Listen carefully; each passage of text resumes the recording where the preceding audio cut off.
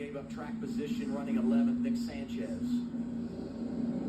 Boy, this 4-box really tells you a lot, doesn't it? The other thing to keep in mind here with 28 to go, you see how close things are for Quapple and Love. And they both have a 13-point cushion. But let's say Brandon Jones jumps up there, wins this race, and the battle at the bubble comes down to Quapple and Love. You go to best finish in this round. Carson Quapple was second last Saturday in Talladega. So he's in a really good spot. Should he be involved in a tiebreaker? Don't know how this race is going to unfold. But I would tell you that he's in a good position to get the tiebreaker should it come down to that. And he's involved. Good job. Just need a full attack, brother. Yes, copy. I would also tell you, when you look at our standings, we've already factored in the Xfinity fastest lap, and that could change between now and the end of the race, but right now that belongs to Justin Allgaier, so it's not a factor right now as you think about where everybody runs in regard to the standings and who could advance. And you think about this guy, Taylor Gray. We talk about the heartbreak, not advancing to the round of 8. The heartbreak of Martinsville. We rewind to the springtime.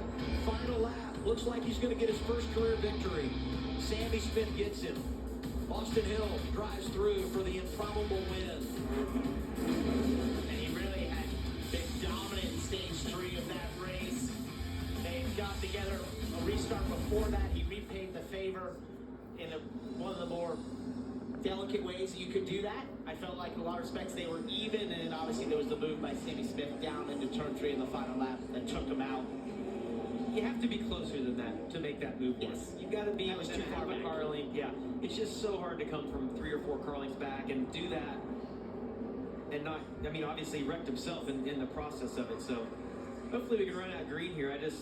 26 laps to go. You got to know chaos is getting ready to break out. People love stock car racing because there's the idea of contact. That is allowed. There's fenders on these race cars, but there's contact that's sort of being aggressive, and then there's over the top. That, at the end of that race, was over the top. What we've seen here tonight often has been the right level of contact that you expect from stock cars in a tight half-mile paperclip. We're going to choose front row, a driver looking for his first career victory. The driver looking to win for a 3rd time at Martinsville, Gray and Almirola. 2 drivers that have to win tonight if we're going to the championship. 4 behind them, Jones and Sammy Smith. 25 laps to go at Martinsville. What a restart. Hi, Taylor Gray on the bottom. If those guys run side by side, we've seen it all night long. That lead car gets checked out. He can get a little bit of a buffer right here. Huge, huge restart for him. Brandon Jones restarted inside lane, trying to muscle up the second, racing his teammate. Look at this. Oh, Sammy!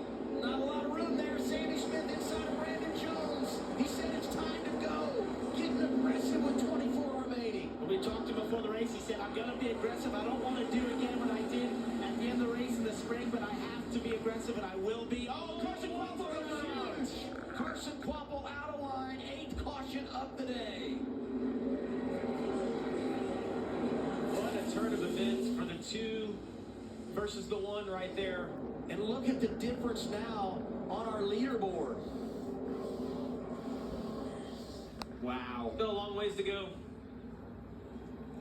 But we know how hard it has been for so many cars that have been in the back to make their way through the field. There's not been a ton of tire fall off tonight.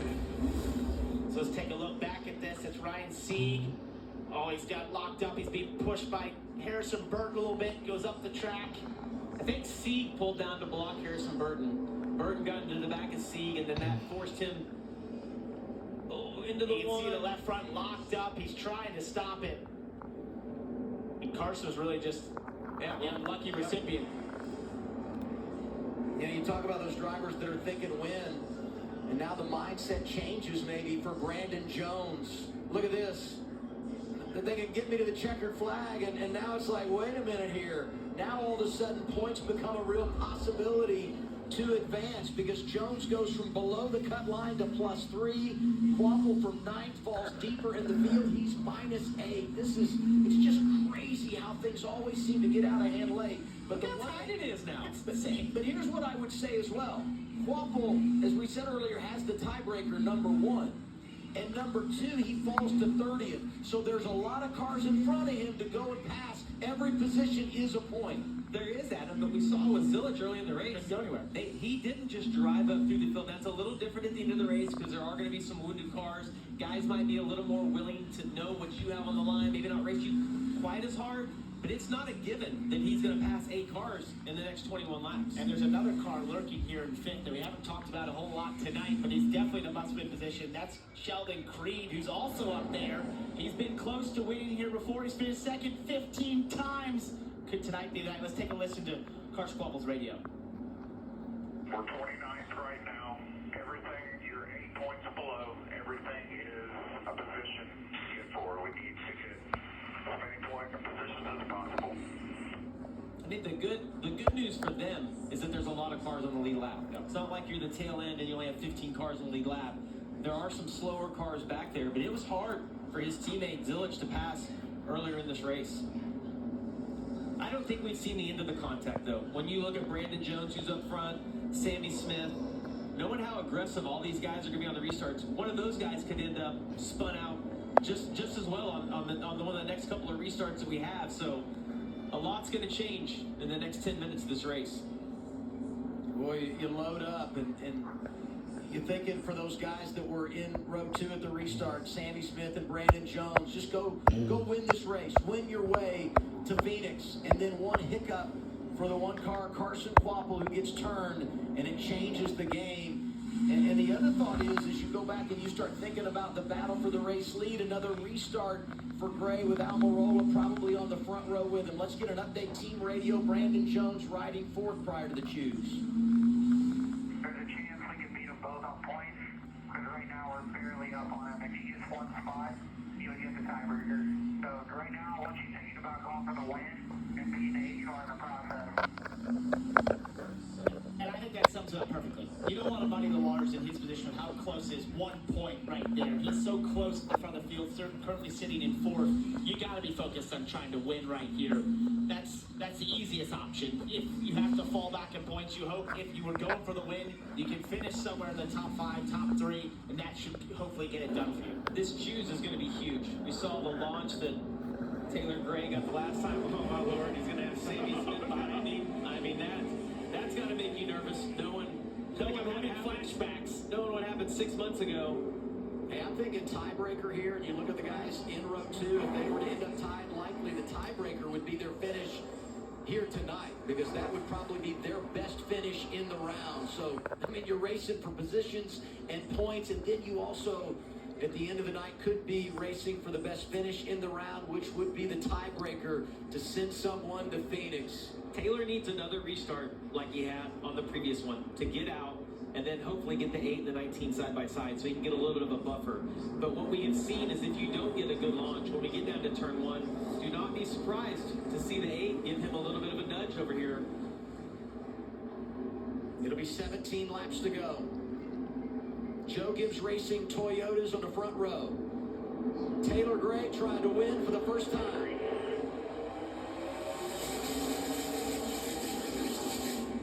Not quite as big a jump, but it was good. Good launch, though. Good launch off turn 2.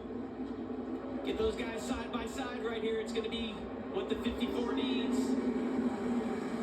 Gray was hoping his teammate Almirola could slide down, create a little buffer. So far, 19 still hung in that outside lane. Crossover move, Brandon Jones can't get below the 8 car. Here comes Sheldon Creed, shoving through the double zero. He was just trying to slide to the bottom there. I think he's going to pull it off here, and that caused a lot of congestion between Sheldon Creed and Sam Mayer. You got Sammy Smith trying to get to second. I think back about how this race ended in March, and once again, these two running 1-2, 15 laps to go. You got to give big credit to Sammy Smith that he did not use up Taylor Gray on that restart.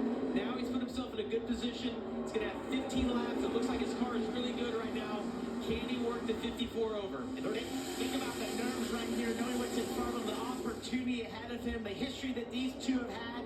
He's slotting a second. He can see the lead of this race right ahead. Here's the other thought here. Tied at the cut line, Sammy Smith and Brandon Jones. Tiebreaker right now goes to Sammy Smith. Running second, that would be the best finish of the round. But in front of Brandon Jones is his teammate, Eric Almirola. So much going on. 13 to go.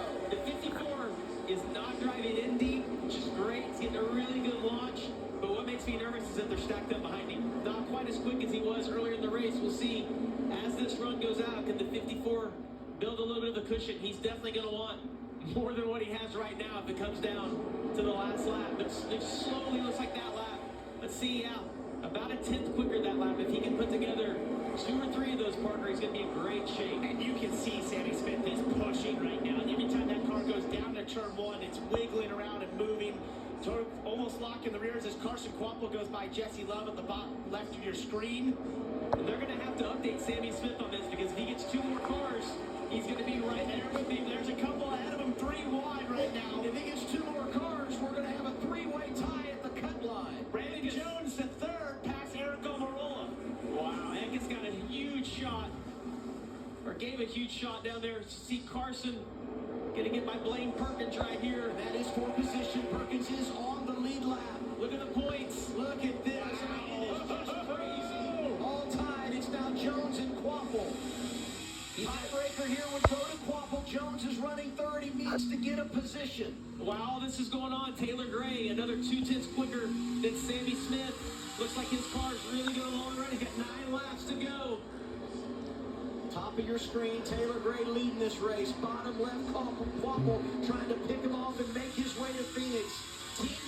Teammates bottom right, Mayer and Lee going at it. Daniel Dye almost got turned there by Kyle Sieg right into the door of Carson Quapple. He's now +2, fighting for everything he's got right now. And Carson doesn't want to see a caution. He's got a good car. Look at the position he's in right now.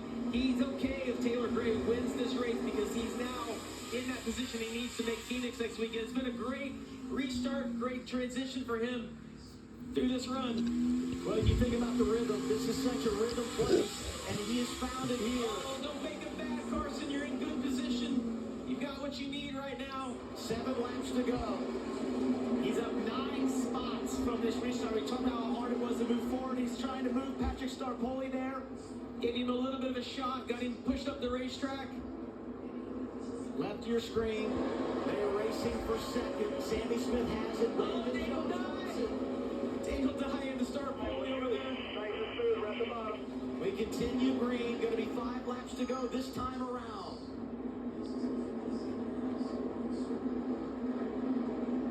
These two probably don't even know that what's happened here at the points, and Carson Quapple moving forward. Their eyes are set on trying to catch that 54 of Taylor Gray. It's about 1 second ahead of Brandon Jones right here. And there's a caution. Oh. 9th caution of the night. It's for the 10 of Daniel Dye. Likely sets up an overtime scenario, and the drama continues to unfold. Well, you got to look. Sammy Smith in that 3rd position. We'll see. It's going to be so interesting because Brandon Jones chooses the inside. It's his teammate. I think you have to choose the inside. No one, the outside hasn't been able to get the lead all night long. But I'll tell you what, you give up the front row, right? And then Sammy Smith can jump up there and try to make something happen for the front row. So much to think about here. I was really impressed with Sammy Smith, though, on the last restart. I thought that was going to be his chance to get the lead, make it to Phoenix. I thought an exceptional job, not using anybody up. But now we're going to get into this green-white checkered time, and the rules change a little bit from driver code of what's going to be on the line, especially for Brandon Jones. As we take a look at Daniel Dye, looks like he had to cut tires. A lot of contact earlier. You talked about Parker almost got turned directly into Carson. What a job by Quapple. I mean, you talked about the advancement he made, Parker. You have that spin, and you lose what was a comfortable advantage over the playoff cut line, and it puts all this pressure on you. And he went out and just drove his heart out to get to +2, and that's where he'll be restarting. He'll be 19th prior to the choose. Here's Brandon Jones radio sitting 2nd right now. The way it says, it is going to be a must-win. The one car's in on points right now. Copy. Makes the goal simple, right? They talked about the points and still going for the win, and I think in his position, it's just really the only way right now, how close it is amongst him and Carson Quapple, and knowing Carson's probably going to get more spots here, he just has to think he has to win this race right now. Well, I mean, we've showed the highlights of what happened here in the spring. 4 of the last 7 races at Martinsville featured a last lap pass for the win. What a battle. It's always so much fun in this format when you get to these cutoff races how the guys that have to do it always seem to find their way in the position that they can do it right at the very end every year. I know people think like, oh, how do they do that, whatever. It's just when you put in this pressure cooker of the playoffs in this situation, it's amazing how these race teams and drivers just find that next level performance. Maybe you haven't run great at Martinsville before, or you needed to find something different last time, and somehow, to your point, they all sort of end up there because the cream rises to the top. Why are they in that position? Because this is some of the best cars in the series all year long that are put in a position to have to go and find extra level performance, and they're able to do it. Look at some of the players here, and one of them not seen. Sheldon Creed, fifth prior to the choose. Austin Hill was fifth late in the springtime and eventually won the race when we had mayhem break out in turns 3 and 4. Let's get a little Carson Quapple radio here. These things go crazy here at the end.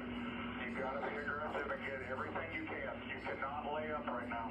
You're doing awesome. We're making up for a mistake. I know you can get by a lot of these guys up here.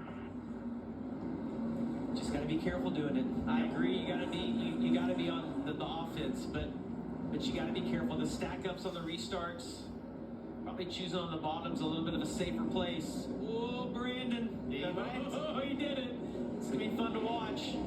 Sammy Smith able to get the front row on the restart as Jones goes inside and takes row 2. We're going to overtime, 2-lap shootout. The guy in 6th won last time we went into one of these. All those guys got together. Austin Hill was in 6th, ended up being the eventual winner. I actually think it would have been tougher for Carson Quapple to choose the bottom. He actually ended up taking the outside. Just give yourself a little bit of a chance to get away from some of the stack up that can happen on the bottom, knowing how tight it is.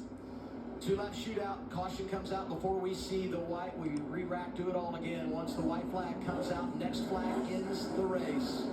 Another good restart here for Taylor Gray.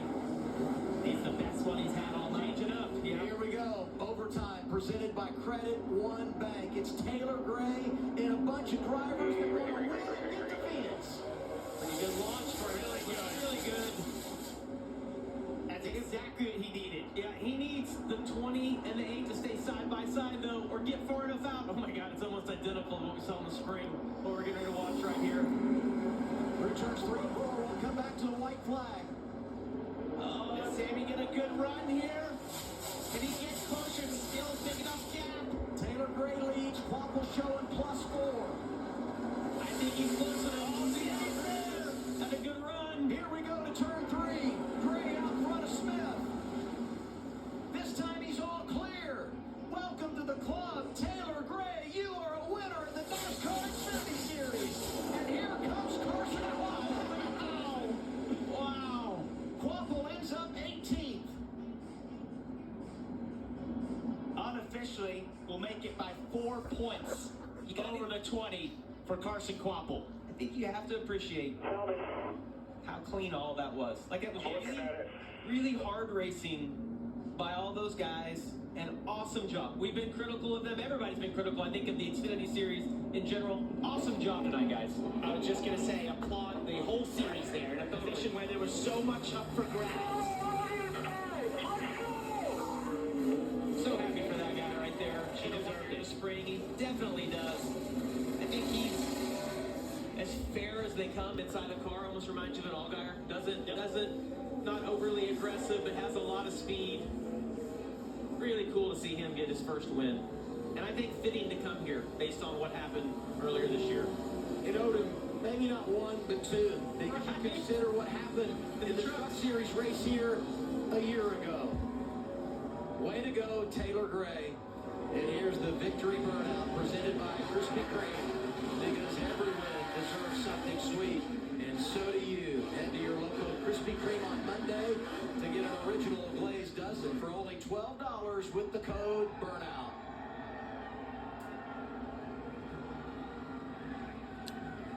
Joe Gibbs Racing has won 6 of the last 8 here. 7 of the last 11.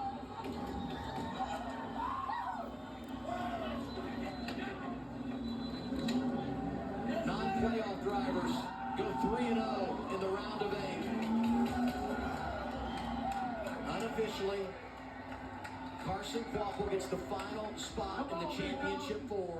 Once we get official word there, we'll let you know. But he's showing +4 on our leaderboard right now. That's the most emotion we've ever seen out of Taylor Gray. It's really cool to see how excited he is. I cannot wait to hear his interview. In the bottom right of your screen is Sammy Smith. Such a mature decision there throughout those last 2 laps. Yep. To not take what was on offer, to learn from what he did here in the spring, to know that was too far. He was in the exact same position, at the exact same opportunity, and chose not to do what he did in the spring. And it's now official. We have our championship four. We knew about Connor Zilic, Justin Allgaier, Jesse Love hangs on. He goes to the championship four for the first time in his career.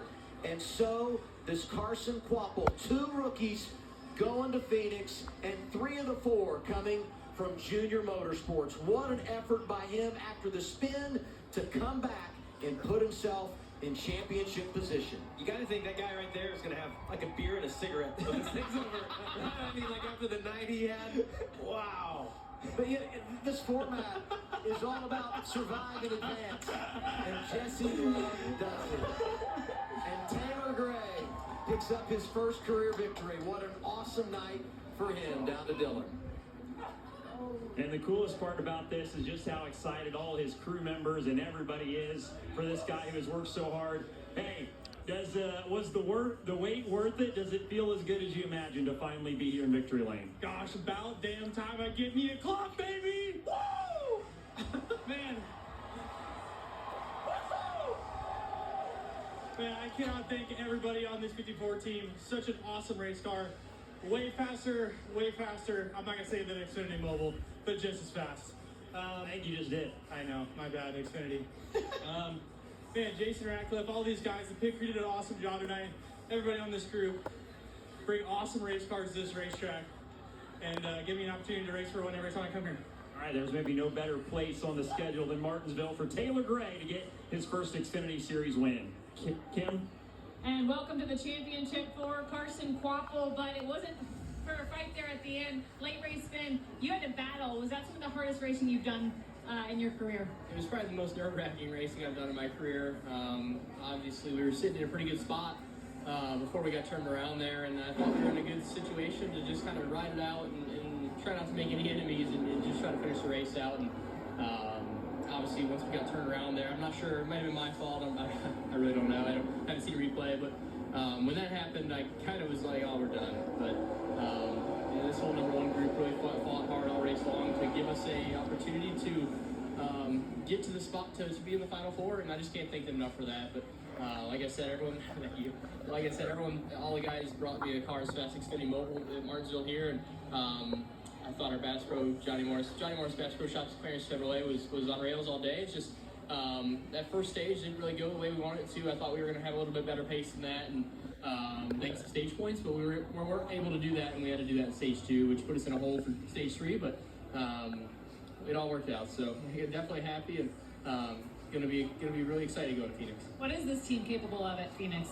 Man, I think the sky's the limit for these guys. Obviously, I feel like our season hasn't been the flashiest and the most winning and the most popular, right? But we've been consistent week in and week out, and we come to these racetracks and we might not win, but we only have one DNF the whole season. We just outpoint the guys and do the best we can on that end of things. But I mean, you never know. It's all comes down to one race, right? At the worst, you have a 25% chance of winning the championship, right? So I like those odds a lot better than being out. But like I said, I just can't thank all these guys. Can't thank Dale Jr., Kelly L.W. Miller, everyone at the big shop for what they do to get me in this situation, and just super excited.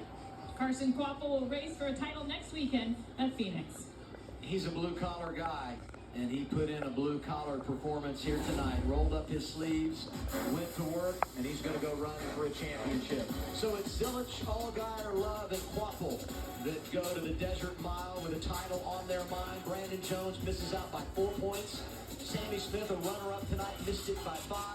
Sam Mayer hung in there all night. Eventually comes home 8 points short. And Sheldon Freed knew he was in a must-win. He, too, fails to advance to his first championship four. What a thrilling finish. Once again, we go to overtime. And tonight, it's Taylor Gray who hangs on and gets his first career victory. Eighth different driver to win with Jason Ratcliffe on the pit box, and he's taken home a grandfather clock. More post-race reaction coming your way next.